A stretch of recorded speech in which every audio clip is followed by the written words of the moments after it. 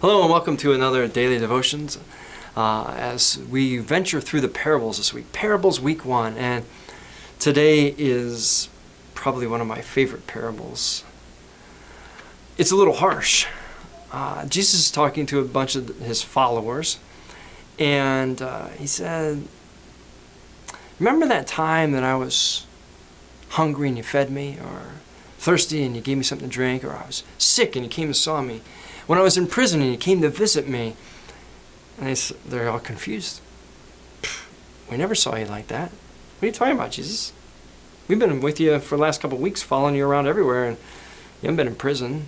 Though a couple times we thought that maybe the Pharisees would throw you in. You've been eating pretty well at Peter's mother-in-law's house. I mean, what are you talking about? And he says these powerful words. That which you've done to the least of these, my brothers and sisters, you've done to me. First time I had real experience with that text, I had a youth leader named John Abbott. And John, if you're listening, thank you.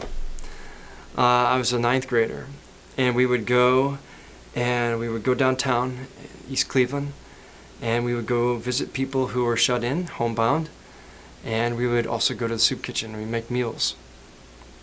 And every time before we went in, he'd say to us, your homes, your lives, your choices, a lot different than the people you're going to see today. And then he'd read this text. And he'd say, now when we go in there, I want you to think about how often the people that you're serving get looked at from the other side of the street and then walk by like they're not there. How many times they might ask somebody for food or for help or have a sign and they're just invisible to whoever sees them. Poor. Least of these, so we treat them as less. So I want you, John's words, not mine, but I'll never forget them. He's talking to my 14, 13-year-old self. When you go in there, I want you to treat whoever you meet as if you're serving them, serving your grandmother, serving your mom, your dad, whoever you love most in this world. Serve them with that kind of love. Smile. Ask them their name. Ask them how they're doing.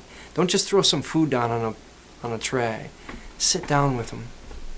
Ask them if you could join them for the meal, because so much of their life is alone or fighting tooth and nail on the street, hoping their stuff doesn't get stolen, whatever they can carry. Or people avoid them because they smell, because they haven't had a shower, the dignity of a shower. And he said, I want you to think about Jesus saying that when you truly, without any strings attached, care for or love any of your brothers and sisters who are forgotten, who are on the margins, in that moment, it's the same as if you're sitting down at a table with Jesus. It's probably why I like Matthew's gospel so much. And I've always struggled a little bit with parts of John's gospel. You say, what do you mean? What do you don't like John's gospel, Pastor? No. I like that Matthew says it's not just a belief thing. Anybody can believe there's a God. Anybody can believe that Jesus died for their sins. It's great. But not everybody's life opens their heart to say, I'm going to follow and love like you love. I'm going to try to change and mirror my life so that when people look at me and how I care for anybody, they say, that person must know Jesus, because that's what Jesus would do. And so at the end of our lives, I think whenever we do face God, whenever that day comes for all of us, and God says, hey, so, Oberle, I gave you 984,000 days. What'd you do with them? How'd you treat all my angels around you, all my children? Oh, that one wasn't a Christian, so no. How'd you treat all my children? But this one didn't go to my church. That one doesn't live in my name. No. How'd you treat my kids? Amen.